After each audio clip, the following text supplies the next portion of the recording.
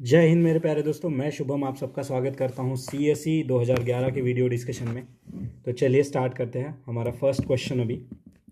तो देखिए दोस्तों, कह रहा है इन यूनियन बजट 2011-12। तो देखिए बजट एक इंपॉर्टेंट थीम होती है, उसमें अगर कोई इनिशिएटिव लॉन्च होता है तो उसके बारे में हमें ज़रूर पढ़ना है। ये यहाँ से हमें सीखने को मिल रहा है। The full exemption from basic custom duty was extended to bio base asphalt. ठीक है, तो बायो एसफाल्ट की बात हो रही है। देखिए हमने बायो डीजल देखा, उसके बाद हमने बायो 4 देखा। तो ये जब बायो वर्ड लग जाता है ना, तो ये बहुत इंपॉर्टेंट हो जाता है हमारे प्रीलिम्स के पर्सपेक्टिव से। What is the importance of that material. देखिए बायो एसफाल्ट का क्या इंपॉर्टेंस है। ठीक है, अब देखिए जब एग्जेम्पशन मिल रहा है यानी कि सारे पॉजिटिव चीज़ें होंगी इसकी कुछ ना कुछ। ठीक है, अब क्या कह रहा है, unlike traditional asphalt bio asphalt is not based on fossil fuel. देखिए क्या कह रहा है कि it is not based on fossil fuel, इसीलिए तो ये बायो एसफाल्ट है ना। ठीक है, फिर क्या कह रहा है कि bio asphalt can be made from non renewable resources. Non renewable resources. Third क्या कह रहा है, bio asphalt can be made from organic waste material. Organic waste material and it is eco friendly to use bio asphalt for surfacing of the road. अब देखिए आपको पता ही नहीं है बायो एसफाल्ट क्या बला है, लेकिन देखिए अगर कुछ पता भी नहीं है फिर भी ये स्टेटमेंट्स को देख के हम आइडिया लगा सकते हैं कि ये बायो एसफाल्ट क्या चीज़ है। देखिए अब सबसे पहले देखिए इसमें इन चारों में फोर्थ पढ़िए, it is eco friendly to use bio asphalt for surfacing the roads. अब ये नहीं बताया कौन सा रोड है, क्या है, कौन से देश का रोड है, कुछ नहीं बताया। इको फ्रेंडली है। देखिए जब एग्जेम्पशन मिल रहा है तो इको फ्रेंडली होने के चांसेस ज़्यादा है। ठीक है, फिर क्या कह रहा है, इट कैन बी मेड। देखिए can be made from organic waste material. अब देखिए जब इको फ्रेंडली है तो ऑर्गेनिक वेस्ट मटेरियल से बनेगा, तो ये दोनों साथ में जा सकते हैं। मैं ये नहीं कह रहा जाएगी, बट जा सकते हैं। ठीक है, 3 एंड 4 यहाँ पे साथ में जा सकते हैं। अब सीधा देखिए जैसे 3 एंड 4 हमने देखा, सबसे पहले हमें ऑप्शन देखना है। ये गया ये गया, अब बचा क्या, 1 3 4, 1 2 3 4। ठीक है, 1 2 3 4। अब मैंने आपको बताया था कि सारे चारों के चारों सही होना थोड़ा मुश्किल होता है। ठीक है, अब यहाँ पे देखिए हमने समझ लिया कि अच्छा ऑर्गेनिक वेस्ट से बन रहा है, इको फ्रेंडली है। ये क्या कह रहा है, it is not based on fossil fuel. अब देखिए अब not based on fossil fuel यानी कि ये इको फ्रेंडली है, क्योंकि फॉसिल फ्यूल से बनता तो यहाँ पे इमिशन वो सारी चीज़ें आती। और यहाँ पे देखिए अगर ये फॉसिल फ्यूल बेस्ड नहीं है तो ये रिन्यूएबल सोर्सेज से आना चाहिए था ना। नॉन रिन्यूएबल क्यों है यहाँ पे, तो ये नॉन वर्ड जो है ना, ये यहाँ पे ट्रैप है दोस्तों। अब देखिए अगर ऑर्गेनिक वेस्ट मटेरियल से बन रहा है यानी कि वो रिन्यूएबल सोर्स से बन रहा है, अगर वो फॉसिल फ्यूल से नहीं बन रहा है यानी कि वो रिन्यूएबल सोर्स से बन रहा है। बट यहाँ पे क्या कह रहा है कि नॉन रिन्यूएबल सोर्स से बना है, तो देखिए ये यहाँ पे जो इसके साथ फिट नहीं बैठेगा। तो यहाँ पे हमने ऑड मैन आउट निकाला। सेकंड हटा के देखते हैं, चलिए सेकंड हटाया, आंसर क्या आ गया, 1 3 एंड 4। ठीक है, तो देखिए दोस्तों इस तरीके से हमने जो है यहाँ पे आंसर तक हम लोग पहुँचे हैं। तो क्वेश्चन नंबर 1 जो है इसका आंसर है हमारा बी। ठीक है, अब देखिए बायो एसफाल्ट, इसके बारे में मैं ज़्यादा चीज़ें आपको नहीं बताऊंगा क्योंकि ये तीनों चारों स्टेटमेंट भी याद रख लोगे ना तो मोर देन सफिशिएंट है। ठीक है, और यहाँ पे देखिए ये जो बायो एसफाल्ट होता है दोस्तों, it is a source. Resources क्या है इसके, तो देखिए यहाँ पे lignin, palm oil, sugar cane molasses जो होते हैं, जो शुगर निकालने के बाद उसका जो रस निकालने के बाद जो बच जाता है पीछे, ठीक है, वेजिटेबल ऑयल, तो इन सब से देखिए बायो एसफाल्ट से रिलेटेड है। ठीक है, तो इतना आप याद रखेंगे इस पर्टिकुलर क्वेश्चन में। ठीक है, और इसका यूज़ क्या है, ये जो हमारा रोड है ना, रोड की जो लाइफ स्पैन है यहाँ पे बढ़ा देता है। और रोड कंस्ट्रक्शन से रिलेटेड देखिए हमने 2020 में क्वेश्चन भी देखा था कि green technologies related to road construction, hot mix, cold mix, याद करिए, जियो टेक्सटाइल, ऐसे ऑप्शंस थे उसमें। तो देखिए यहाँ से हम ऐसे भी लिंक इसे कर सकते हैं। नेक्स्ट देखिए क्या कह रहे हैं भाई साहब, which one of the following emissions from coal combustion at thermal power plant. देखिए थर्मल पावर प्लांट 2023 में हमें पूछा था, 3 no thermal power plant use is in the water stage district, वो वाला क्वेश्चन 2022 वाला याद करिए। अब 2012 तक आ चुके हैं हम लोग, अब ऐसा नहीं कि 2023 वाले पेपर को भूल जाओगे, नहीं ऐसा नहीं करना है। ठीक है, अब देखिए थर्मल पावर प्लांट यहाँ पे बताया नहीं कौन सा थर्मल पावर प्लांट है और ऑप्शन क्या है, देखिए carbon dioxide, oxides of nitrogen, oxides of sulphur. अब देखिए oxides of nitrogen, oxides of sulphur हमारा एसिड रेन वाला है, ये क्वेश्चन हमने ऑलरेडी देखा था। अब देखिए यहाँ पे सीधा हमें मार्क करना है 1 2 3। ठीक है, तो इसमें से जो भी चीज़ है कि अगर 0.1 ppm भी अगर रिलीज होता है तो ये सही है। अब इसमें से देखिए पार्टिकुलेट मैटर भी निकलते होंगे जो 2.5 और पार्टिकुलेट मैटर 10 होता है, कार्बन मोनोऑक्साइड भी निकलता होगा, तो पोल्यूटेंट्स यहाँ पे मोस्टली निकल सकते हैं, कार्बन मोनोऑक्साइड भी निकल सकता है यहाँ पे। तो इतना आप याद रखिए। कुछ देखिए हैवी मेटल्स भी यहाँ पे निकल सकते हैं जैसे कि कैडमियम, जिंक, कॉपर। तो यहाँ पे माइन्यूट परसेंटेज में यहाँ पे निकल सकता है कोई भी हमारा एमिशन। यहाँ पे कोई हमें डेटा तो नहीं दिया ना कि इतना एमिशन होगा, ठीक है। तो यहाँ पे आंसर है हमारा 1 2 3। देखिए ऐसे क्वेश्चंस देखिए हम नहीं पढ़ सकते दोस्तों कि थर्मल पावर प्लांट से क्या निकल रहा है, गोल्ड माइनिंग से कौन से पोल्यूटेंट निकल रहे हैं, बेंजीन पोल्यूशन कहाँ से हो रहा है, फिर वो ब्रोमिनेटेड फ्लू रिटार्डेंट, ऐसा एक क्वेश्चन था 2017-18 में। तो ये नहीं पढ़ सकते, इनका सीधा देखिए हमें वाइडर लेवल पे सोच के डी आंसर मार्क करना है, और इतना ही चीज़ें हमें यहाँ पे करनी थी। नेक्स्ट देखिए क्वेश्चन नंबर 3 क्या कह रहा है, satellite for telecommunication are kept in the geostationary orbit. अब देखिए मैंने IRNSS वाला क्वेश्चन आपको समझाया था 2018 में, तब हमने ये टेलीकम्युनिकेशन, सैटेलाइट, रिमोट सेंसिंग, इन सब के बारे में भी देखा था। A satellite is said to be in such a orbit when, अब जियो स्टेशनरी ऑर्बिट, ठीक है, क्या कह रहा है, the orbit is geosynchronous, orbit is geosynchronous, orbit is circular, an orbit lies in the plane of earth equator, an orbit is at the altitude of 22236 kilometre. देखिए 4 statement, last वाले statement में ही यहाँ पे trap है, यहाँ पे data दे रखा है और ट्रैप है। देखिए मैं आपको बता रहा हूँ 4th स्टेटमेंट में कितने ट्रैप्स होते हैं, क्योंकि एग्जामिनर की साइकोलॉजी है कि बच्चा पहले से पढ़ते आएगा और लास्ट तक जाते जाते उसको इतना दिमाग नहीं चलाएगा अपना, बट हम उनसे एक कदम आगे जाएंगे, हम 4th से ही पढ़ेंगे। और ये डेटा गलत है, यहाँ पे जो करेक्ट डेटा होना चाहिए वो क्या है दोस्तों, वो है 35786 किलोमीटर का अल्टीट्यूड होता है। बाकी ये तीनों स्टेटमेंट हमारे सही है जियो स्टेशनरी ऑर्बिट के बारे में। तो जियो सिंक्रोनस है, सर्कुलर है, और lies in the plane of earth equator, ठीक है।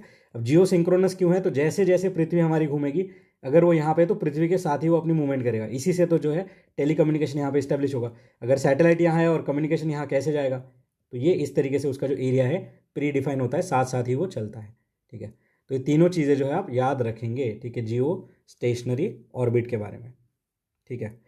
और नेक्स्ट देखिए यहाँ पे, और ये जो जियो स्टेशनरी ऑर्बिट है ये अर्थ ऑब्जर्वेशन के लिए भी यूज़ होते हैं, ठीक है, वेदर मॉनिटरिंग के लिए भी यूज़ होते हैं, क्योंकि ये एक ही जगह की सारी इन्फॉर्मेशन, क्लाउड्स, ये सारी चीज़ें हमें बताते हैं।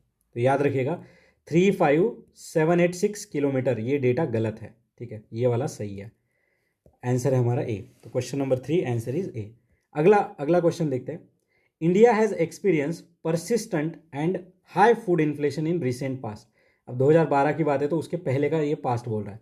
अब रीज़न क्या है हाई फूड इन्फ्लेशन का, ठीक है, हाई फूड इन्फ्लेशन का रीज़न क्या है। अब 3rd से पढ़ना स्टार्ट करते हैं। क्या कहता है, the food supply chain has a structural constant. सही बात है, अगर मैं इसीलिए कहता हूँ, देखिए अगर आपका मेंस रेडी है ना GS 1 2 3, तो ऐसे जो एनालिटिकल क्वेश्चन आते हैं ना उसमें आपको समझने में हेल्प होगी। सही बात है, स्ट्रक्चरल कंस्टेंट है। As a consequence of increasing income the consumption pattern of the people have undergone significant changes. क्या कह रहा है, consequence of increasing income consumption pattern जो है सिग्निफिकेंट चेंज हुआ है, ऐसा कह रहा है, ठीक है। फिर due to gradual switch over to cultivation of commercial crop the area under cultivation of food grain has steadily decreased in the last 5 year by about 30%। क्या बात कह दी भाई, स्टेडीली डिक्रीज भी लगा दिया, 5 ईयर का ट्रेंड भी दे दिया, मतलब इस तरीके से स्टेडीली डिक्रीज हो रही है 5 साल से, और 30% से भी डिक्रीज हुआ, ये डेटा भी दे दिया इसमें। तो भाई ये तो मैं हटाऊंगा, चलो 4 हटा के देखते हैं, सॉरी फर्स्ट हटा के देखते हैं, सीधा आंसर आ गया 2 और 3। अब फूड इन्फ्लेशन के ऊपर अगर मेंस में क्वेश्चन आता है तो दोनों स्टेटमेंट लिख दीजिएगा कि कंजम्पशन पैटर्न में चेंज हो रहा है और स्ट्रक्चरल कंस्ट्रेंट्स है हमारे फूड सिस्टम में, फूड इन्फ्लेशन के ये मेन रीजन्स यहाँ पे है, ठीक है, ये मेन रीजन है, ठीक है। नेक्स्ट देखिए अगला क्वेश्चन हम देखते हैं, आगे बढ़ते हैं अभी। Question number 5, at present scientist can determine the arrangement और रिलेटिव पोजिशन ऑफ जीन्स और DNA sequence on chromosome, how does this knowledge benefit अस। मतलब ये जो जीनोम सीक्वेंसिंग, हमें जो DNA जीनोम्स जीन्स कहाँ पे सिचुएटेड है ये अगर पता है हमारे DNA के ऊपर, तो ये कैसे हमें हेल्प करेगा। तो इनडायरेक्टली बायोटेक्नोलॉजी का ही क्वेश्चन है, ठीक है। अब देखते हैं यहाँ पे क्या कह रहा है, it is possible to know the pedigree of life stock, ठीक है, it is possible to know the pedigree of life stock, ठीक है।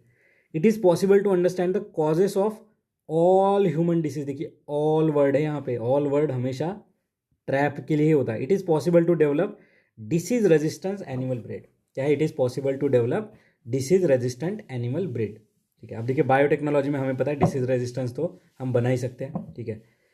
फिर देखिए पेडिग्री क्या होता है, पेडिग्री होता है कि जो लाइफ स्टॉक है उसका जो वंशज कहाँ से आ रहा है, मतलब ये किसका लीनियज है, ये पता चल जाता है हमें जीन सीक्वेंसिंग किसी के, हाँ जैसे पैटर्नल टेस्ट हम करते हैं कि भाई ये किसका बेटा है या जो भी है, इस तरीके से ये है पेडिग्री।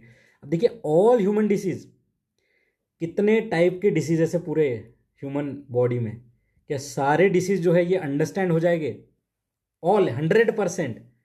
नहीं दोस्तों, 100% डिसीज यहाँ पे नहीं अंडरस्टैंड हो सकते अगर हमें डीएनए सीक्वेंस पता है तो, क्योंकि म्यूटेशन तो होता ही रहेगा।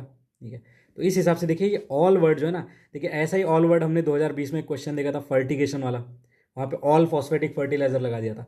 तो ये छुपा देते हैं ऐसे कीवर्ड्स ऑल ह्यूमन डिसीज, तो ये हमें देखना है, सेकंड हटा देना है।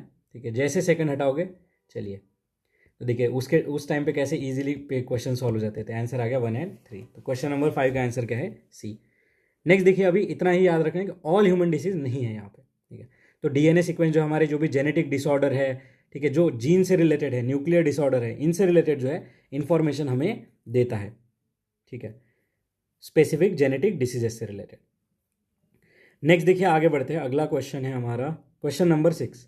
इन terms of economy, the visit of foreign national to witness a commonwealth game in India is amounted to.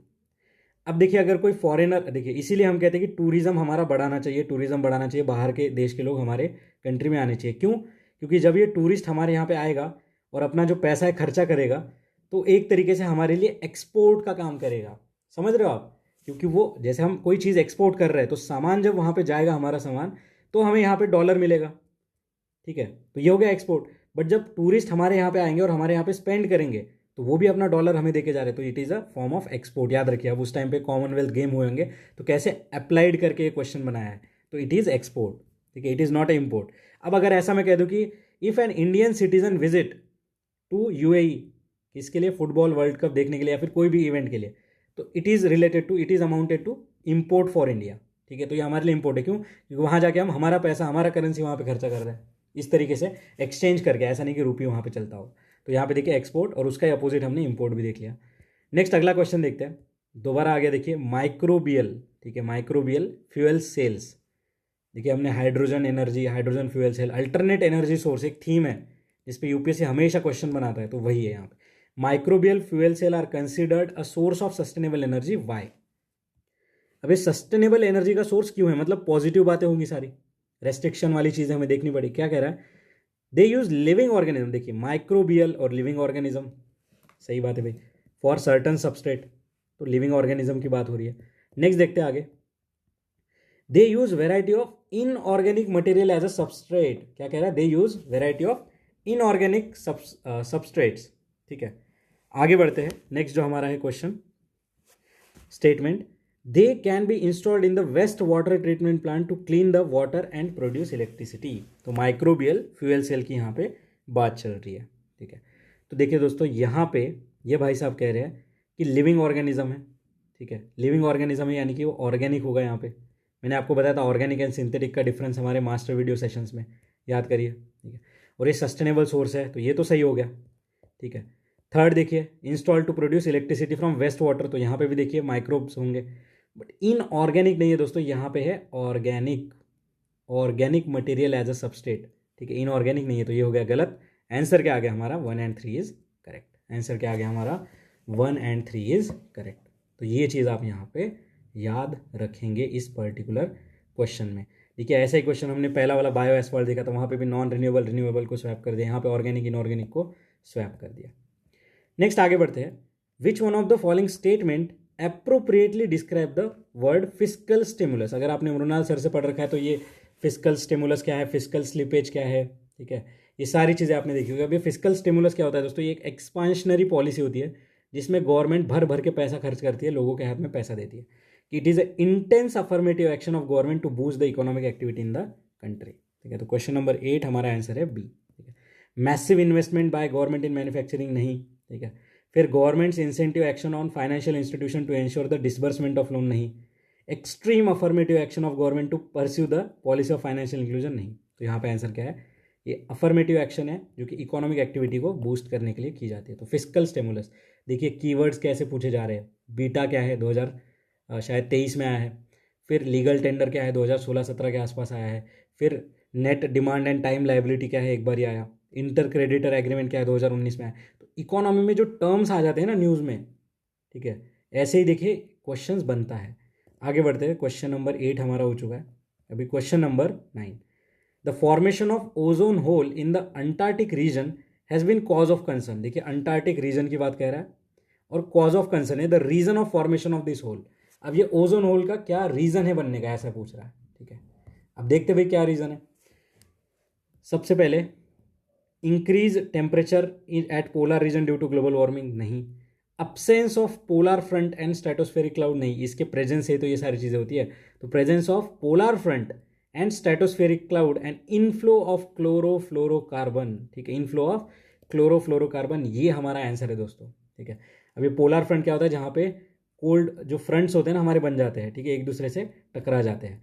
And presence of prominent tropospheric turbulence, नहीं। तो अभी देखिए एक ही चीज़ याद रखनी है, ओजोन होल के क्या कॉजेस है इन अंटार्कटिक रीजन, रट लीजिए।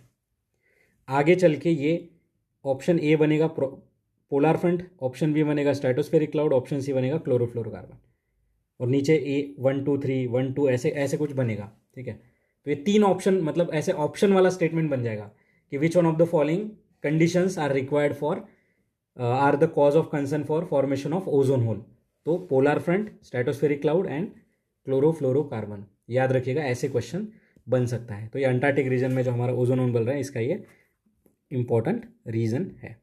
ठीक है, नेक्स्ट देखिए, आगे बढ़ते हैं। अब ओजोन होल देखिए, मॉन्ट्रियल प्रोटोकॉल, ये सब चीज़ें हमने देखी है। अगला देखिए इकोनॉमी का क्वेश्चन है। ये स्टेटमेंट पढ़िए, action help in reducing the current account deficit. Current account, capital account already हमने 2 बार पढ़ लिया है PYQs में। अब देखिए करंट अकाउंट डेफिसिट हमें कम करना है, कम करना है मतलब हमारा इंपोर्ट हमें कम करना है और एक्सपोर्ट हमें बढ़ाना है, ऐसा ही कुछ करना पड़ेगा गुड्स एंड सर्विस का। क्या कह रहा है ये, D valuing the domestic currency. क्या कहता है, D valuing of the domestic currency. सही बात है, जब डी वैल्यू हो जाएगा तो हमारी करेंसी जो है यहाँ पे रिड्यूस करने में हेल्प करेगी हमारा करंट अकाउंट डेफिसिट। फिर क्या कह रहा है, रिडक्शन इन एक्सपोर्ट सब्सिडी। यहाँ पे ये तो गलत है, अगर एक्सपोर्ट सब्सिडी अगर हम कम कर देंगे तो हमारा एक्सपोर्ट कम हो जाएगा। क्यों, क्योंकि हमारा जो प्रोडक्ट है वहाँ पे इंटरनेशनल मार्केट में हमारा जो है महंगा हो जाएगा, प्राइस राइज हो जाएगी, तो उसकी कॉम्पिटिटिवनेस यहाँ पे कम हो जाएगी। बट अगर हम इंक्रीज करते हैं एक्सपोर्ट सब्सिडी में तो हमारा जो प्रोडक्ट है वहाँ पे कॉम्पिटिटिव प्राइस पे रहेगा और वो सस्ता रहेगा कंपेयर टू अदर कंट्री, और हमारा यहाँ पे ज़्यादा सेल होगा। तो रिडक्शन ये तो गलत है। तो सेकंड हटा के देखते हैं अभी, चलिए सेकंड हटा के देखते हैं। ये गया, ये गया, बचा क्या 3 एंड 1 एंड 3। थर्ड हर हालत में सही है, adopting suitable policy for greater FDI and more funds from FII। अब FDI FII का हमने डिफरेंस भी देखा था कि क्या डिफरेंस है इनमें। FDI की डेफिनेशन भी हमने देखी थी 2020 के प्रीलिम्स में, नॉन डेट क्रिएटिंग कैपिटल। ठीक है, तो देखिए रिडक्शन इन एक्सपोर्ट सब्सिडी ये गलत है यहाँ पे। बाकी D valuing of domestic currency ये हेल्प करता है हमें, और FDI अट्रैक्ट करना ये हेल्प करता है। अब यहाँ पे ये ऑप्शंस का पैटर्न आप ज़रा नोटिस करिए। 2021-22 में जो पेपर टफ हुआ था ना, इन ऑप्शंस की वजह से हुआ था। बाकी 23 में तो ओनली 1 पेयर ओनली 2 पेयर था ही। ठीक है, नेक्स्ट देखिए अगला क्वेश्चन हम देखते हैं। कॉन्स्टिट्यूशन 73rd अमेंडमेंट एक्ट, देखिए 73rd अमेंडमेंट एक्ट की बात कह रहा है, which aims in promoting panchayat Raj institution provide which one of the following. अब 73rd अमेंडमेंट एक्ट से क्या क्या आया है, देखिए establishment of state finance commission, state election commission to conduct all panchayat election. अब यहाँ पे ऑल वर्ड देख के गलत मत कर देना, ठीक है। और यहाँ पे देखिए दोस्तों है trap, constitution of district planning committee, ये तो 74th अमेंडमेंट एक्ट के द्वारा आया था, ना कि 73। या आर्टिकल 243ZD के अंदर है ये, ठीक है। तो ये हमारा हो गया गलत। बाकी स्टेट इलेक्शन कमीशन देखिए article 234K, state finance commission क्या आर्टिकल 243, सॉरी ये 243K है, 234 नहीं 243K है, और ये 243I, ठीक है। अभी कैसे याद रखना है, देखिए स्टेट फाइनेंस, फाइनेंस यानी कि पैसा, पैसा यानी कि इनकम, तो ये I, ठीक है। इलेक्शन, हम इलेक्शन को कैसे कहते हैं, इलेक्शन, तो के, इलेक्शन ऐसे याद रखिए 243K। तो स्टेट इलेक्शन कमीशन 243K और ये 243I, ठीक है, 243 हमारा I। बाकी ये गलत है। अब देखिए 73rd अमेंडमेंट एक्ट में ये ग्राम सभा बनाने की इन्होंने बात करी थी, रिजर्वेशन से रिलेटेड बात है, ठीक है। इसमें देखिए शेड्यूल भी जो है हमारा न्यू पार्ट ऐड हुआ था, पार्ट 9, ठीक है, पार्ट 9 ऐड हुआ था इसमें। इस तरीके से आप याद रखेंगे। और शेड्यूल कौन सा, 11th शेड्यूल, जिसमें 29 सब्जेक्ट है, जिसमें 29 सब्जेक्ट्स है। यहाँ पे आंसर है हमारा 2 and 3 is the correct answer. Next देखिए, 2 important rivers, one with it source in Jharkhand, ठीक है, and known by different name in Odisha, फिर and another with it source in Odisha merge at a place only at a short distance from the coast of Bay of Bengal. मतलब अच्छा यहाँ कहीं पे बात कर रही है, ओडिशा यहाँ पे हमारा, ठीक है, ओडिशा यहाँ पे है, झारखंड यहाँ कहीं सिचुएटेड है, ठीक है। Before flowing into sea this is an important site of wildlife and biodiversity and a protected area which one of the following would be this. River का नाम भी नहीं बताया, ठीक है, और यहाँ पे पूछा है कि एक इंपॉर्टेंट साइट है, ठीक है।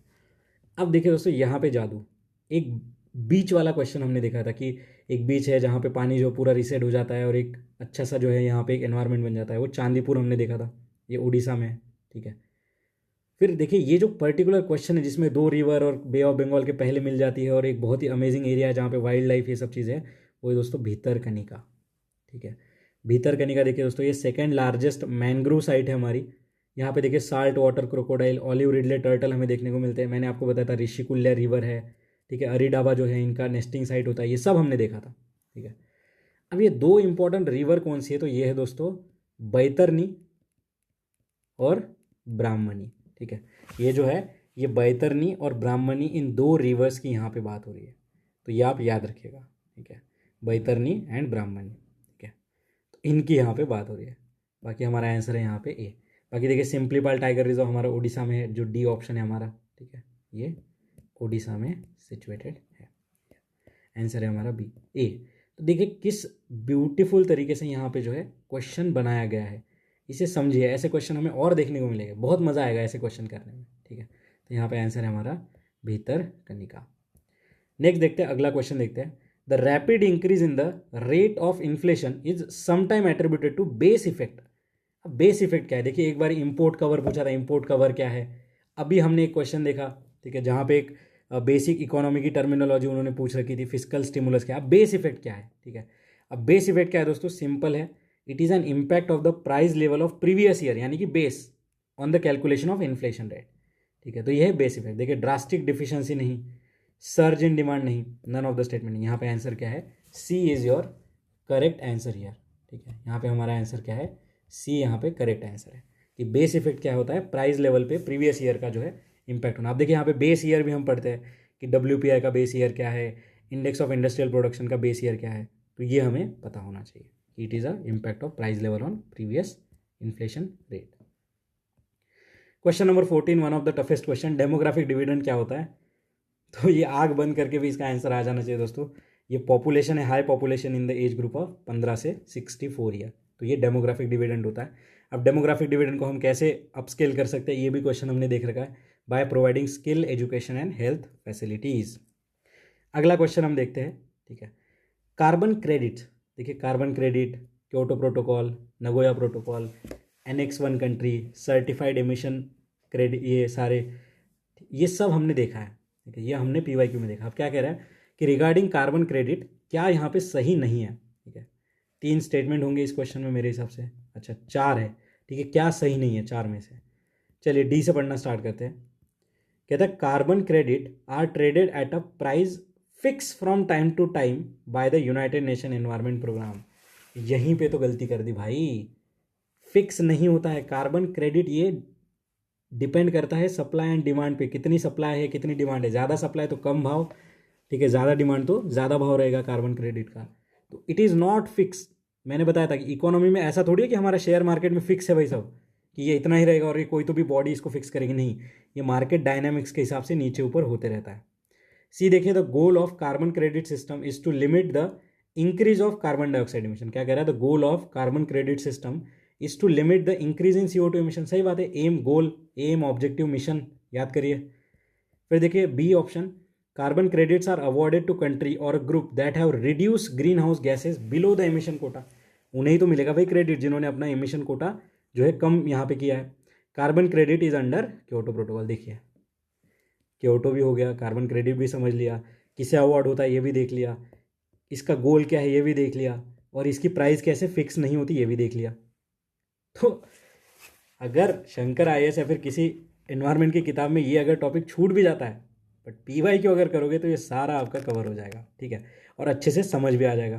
तो यहाँ पे आंसर क्या है दोस्तों, हमारा डी, जो कि गलत है। देखिए फिक्स, ठीक है। नेक्स्ट देखिए अगला question, which one of the following is not a feature of VAT. ठीक है, अब देखिए वैट ये पुराना हो चुका है, अभी GST आ चुका है। बट फिर भी देख लेते हैं कि it is a multi destination based system of taxation, multi point destination based. तो जीएसटी भी देखिए डेस्टिनेशन बेस्ड टैक्सेशन सिस्टम है। ये देखिए डिवाइड ऑन वैल्यू एडिशन, देखिए नाम से value added, value addition of each stage of transaction, सही बात है, ठीक है। नेक्स्ट देखिए क्या कह रहा है, it is a tax on final consumption. अब देखिए जब डेस्टिनेशन बेस है तो फाइनल कंजम्पशन पे लगेगा, and which ultimately be borne by the consumer, क्योंकि इनडायरेक्ट टैक्स है तो कंज्यूमर ही देगा। And it is basically a subject of central government and state government is only a facilitator in successful implementation. ये गलत है दोस्तों, ठीक है। ये जो फोर्थ स्टेटमेंट है हमारा, ये यहाँ पे है गलत, क्योंकि ओनली फैसिलिटेटर ये सब चीज़ें नहीं है यहाँ पे, बेसिकली ये सब्जेक्ट ऑफ सेंट्रलिस्ट नहीं, ठीक है। ये हमारा गलत है, ये हमारा गलत है। वैसे क्वेश्चन आउटडेटेड है, बट फिर भी हमने यहाँ पे देख लिया किस तरीके से क्वेश्चन बन सकता है। नेक्स्ट देखिए आगे बढ़ते हैं, क्वेश्चन नंबर 17, क्लोज इकोनॉमी क्या है। क्वेश्चन नंबर 17 क्या कह रहा है, क्लोज इकोनॉमी क्या है, जो कि एक्सपोर्ट भी नहीं करता, इंपोर्ट भी नहीं करता, जैसे कि नॉर्थ कोरिया एक क्लोज इकोनॉमी है। ईजी क्वेश्चन है। अगला देखिए क्या कह रहा है, when the bark of tree is removed in a circular fashion all around near its base it gradually dries up and dies. क्यों मर जाता है भाई, बेसिक बायोलॉजी का क्वेश्चन है, ठीक है, कि जो हमारा बार्क अगर निकाल देते हैं हम लोग पेड़ का, वो क्यों मर जाता है, क्योंकि इसके रूट्स जो है इन्हें एनर्जी नहीं मिलती है दोस्तों, क्योंकि जो इनर बार्क होती है वो ट्रांसलोकेट करती है शुगर को, कहाँ से, पत्तों से हमारे रूट्स तक, तभी तो उन्हें एनर्जी मिलेगी वाटर ये सब चीज़ें लेने के लिए। बट जब हम ये बार्क निकाल देते हैं तो रूट जो है उन्हें एनर्जी नहीं मिलती, और जब रूट्स को एनर्जी नहीं मिलेगी तो ऊपर पानी नहीं भेजेंगे, क्योंकि ऊपर से उन्हें खाना नहीं मिल रहा है। इन्फेक्टेड बाय नहीं, कैनॉट राइज नहीं, डू नॉट रिसीव भी नहीं। यहाँ पे आंसर है हमारा B is the correct answer, ठीक है। इसका आंसर है हमारा roots are the store of energy. अगला देखिए, नेक्स्ट हम क्वेश्चन देखते हैं, question number 19, New START Treaty. देखिए ये अभी भी न्यूज़ में थी 1-1.5 साल पहले, न्यू स्टार्ट, ठीक है। ट्रीटी वाज इन न्यूज़, ये किससे रिलेटेड है, तो समझ लीजिए कि ये किससे रिलेटेड है सबसे पहले, क्योंकि उतना पुराना क्वेश्चन है, तब की न्यूज़ है। तो ये bilateral strategic nuclear arms reduction treaty है। देखिए strategic arms reduction treaty, strategic arms reduction treaty start between USA and Russian federation. ऐसे देखिए अभी एक न्यूज़ में आई थी साल्ट साल्ट ट्रीटी, ठीक है, स्ट्रेटेजिक आर्म लिमिटेशन ट्रीटी इसका नाम है। फिर एक ट्रीटी न्यूज़ में आई थी, intermediate range nuclear force treaty, INF treaty, याद रखिए न्यूज़ में आई थी intermediate range nuclear force treaty. ये किसके बीच में है, तो ये यूएसए एंड रशिया के बीच में। किस लिए है, ये जो न्यूक्लियर वेपन्स है, ठीक है, कि सी से आप लॉन्च नहीं कर सकते, ठीक है। और ये जो है सॉरी ये ऐसा नहीं है, इसमें याद रखिए जो intermediate nuclear range nuclear force जो ट्रीटी है आईएनएफ ट्रीटी, इसमें प्रोहिबिट किया जाता है ग्राउंड से न्यूक्लियर फोर्स लॉन्च करना, ठीक है, न्यूक्लियर वेपन लॉन्च करना, जो कि 500 से लेके 5000 किलोमीटर वाले रेंज वाले होंगे, तो इन्हें प्रोहिबिट किया जाता है, ठीक है। बट ये जो आईएनएफ ट्रीटी है इसमें सी लॉन्च के बारे में कोई चीज़ नहीं लिखी है कि सी से तुम लॉन्च कर सकते हो, नहीं लिखा है, तो ये याद रखेंगे, ठीक है। INF treaty intermediate range nuclear force treaty किसके बीच में, यूएसए रशिया, इंडिया यूएसए नहीं, यूएसए रशिया के बीच में। क्यों, क्योंकि इन दोनों की जो है एक दूसरे से है दुश्मनी। फिर देखिए it is a multilateral energy security in east Asia summit, ना ईस्ट एशिया समिट ऑलरेडी हमने पढ़ा है, ठीक है। फिर ये क्या कह रहा है, Russian Federation and European Union, no. Multilateral between BRICS country, multiple times देख चुके हैं, यहाँ पे आंसर है हमारा ये। तो ये साल्ट ट्रीटी, आईएनएफ ट्रीटी, इतना ही हमें पूछा जा सकता है। नेक्स्ट देखिए, 3 of the following criteria contributed to recognition of Western Ghats of Sri Lanka and Indo Burma as a biodiversity hotspot. अब बायोडाइवर्सिटी हॉटस्पॉट ऑलरेडी हमने देखा है कि ये नॉर्मन मायर्स इन्होंने एक कंसेप्ट दिया था। अब इसमें देखिए बायोडाइवर्सिटी हॉटस्पॉट बनने के लिए क्या क्या कंडीशन है, स्पीशीज रिचनेस, सही बात है भाई, बायोडाइवर्सिटी स्पीशीज रिचनेस होना ही चाहिए। फिर क्या क्या है, वेजिटेशन डेंसिटी, ठीक है, एंडेमिज्म, ठीक है, ethnobotanic importance and threat perception and adaptation of flora and fauna to warm and humid condition. अब मुझे एक बात बताइए, इसमें सबसे ज़्यादा एब्सर्ड क्या लग रहा है कि बायोडाइवर्सिटी हॉटस्पॉट बनने के लिए क्या वार्म एंड ह्यूमिड कंडीशन को अडॉप्ट करना ये एक कंडीशन हो सकती है? तो 6 हटा के देखते हैं, चलिए बचा क्या, 1, 3 एंड 5। और हमें पता देखिए बायोडाइवर्सिटी हॉटस्पॉट यानी स्पीशीज रिचनेस इसमें आनी चाहिए, ठीक है। उसके बाद देखिए एंडेमिज्म, यहाँ पे एंडेमिक स्पीशीज ज़्यादा होनी चाहिए। और बचा देखिए इथनोबॉटनिकल इंपॉर्टेंस, ये यहाँ पे नहीं है, थ्रेट परसेप्शन हमारा है। तो देखिए हम शंकर आईएएस हो या फिर कोई भी अगर आप किताब पढ़ रहे हो ना जिसमें ये सारी चीज़ें मेंशन है बायोडाइवर्सिटी हॉटस्पॉट, तो ये जो क्राइटेरिया है वो भी यहाँ पे दिया होता है। अब क्या क्राइटेरिया इसमें देखिए दोस्तों, 1500 वास्कुलर प्लांट होने चाहिए एज ए एंडेमिक, ठीक है, एंड 30% और less of its original natural vegetation जो है वो थ्रेटन होना चाहिए, ठीक है, 30% के करीब थ्रेटन होना चाहिए। तो इसलिए देखिए यहाँ पे जो है बायोडाइवर्सिटी हॉटस्पॉट यहाँ पे दिए जाते हैं। ठीक है, इंडिया में क्या है, देखिए हिमालयाज़ हमारे बायोडाइवर्सिटी हॉटस्पॉट है, इंडो बर्मा है, फिर देखिए सुंदालैंड है, ठीक है, सुंदालैंड जो कि Nicobar group of island, and western Ghats हैं, श्रीलंका वाला रीजन हमारा। तो ये 4 चीज़ें हैं जो कि हमारे बायोडाइवर्सिटी हॉटस्पॉट में आती है। यहाँ पे आंसर क्या है 1, 3, 5। ठीक है, बाकी देखिए दोस्तों नेक्स्ट अगले क्वेश्चन हम अगले वीडियो में यहाँ पे डिस्कस करेंगे। तब तक के लिए पढ़ते रहिए, मुस्कुराते रहिए, मिलते हैं ब्रेक के बाद। धन्यवाद।